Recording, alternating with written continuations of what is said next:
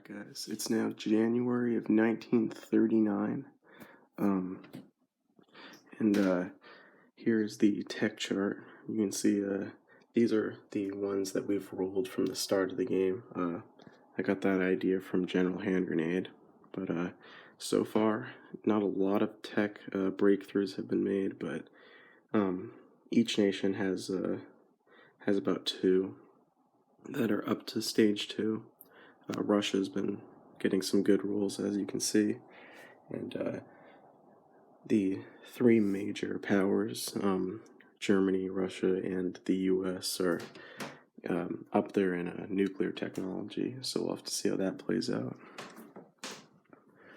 So, not much has happened over in America at all. Like, the only thing America's really been doing is upgrading their factories. Inside of Asia, there has been a little bit of action going on. So the Russians, the USSR, ended up coming down here and taking northern Manchuria as a border dispute. So that's one thing that comes in the Manchukuo at War expansion set. So what ended up happening last turn was that the Japanese pushed back into here and also launched an attack into here. So that kind of upset the Russians, and they may be planning a counterattack with their forces over here. In other news, the Russians decided to invade Xinjiang, which is now a puppet state of them, and that's another thing that comes in the China at War expansion. Japan has been building up their marine forces, so hopefully next turn they'll probably be invading China. The Chinese Communist forces have been doing pretty well in their alignment, and also made a little advance into nationalist China. And you can see here with the China at War expansion, the Chinese have bought a few light tanks. The Japanese also amassed their air power in Korea, so they're probably gonna be, as an axis, the European axis, I know that they'll probably be declaring war next turn on the Chinese, and rightfully so, because the communists are already kind of, they're already at 8 IPCs, so they're able to build a bunch of stuff. So the Dutch haven't done much. They've really just consolidated their naval forces, and they've moved their European navy. They're trying to link those up. This was kind of a funny thing, but the Chinese nationalist player put their commander on their torpedo boat destroyer, and they ended up escaping the Japanese. So my brother, who's playing as them, really wanted them to get out of there, so we'll see how long they last. We got the Italian sloop Eritrea, and that's heading over to Japan, so that when Italy declares war, that sloop gets upgraded, and I'll show you that in the expansion review that I'll be doing soon, which is called Italians in China. The French have just been kind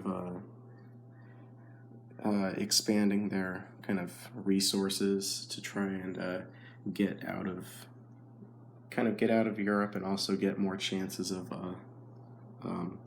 getting these guys when they roll for Vichy or Free French.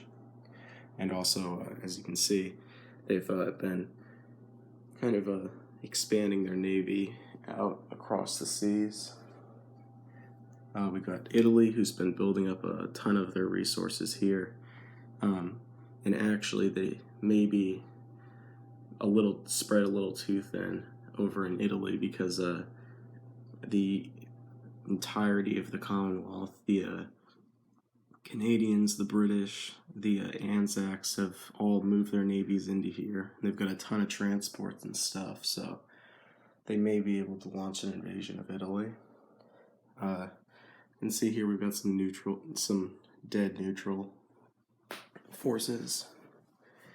No one's had any luck down here in South America. The only thing that was rolled for random events was the German submarine base. And also, Germany started their German Antarctica scheme. So, we'll have to see how that goes. Again, nothing really happening on the U.S. side here. Germany decided they're not at war or anything, but they did decide to launch an attack on Norway, not only for the money, but also for this heavy water facility.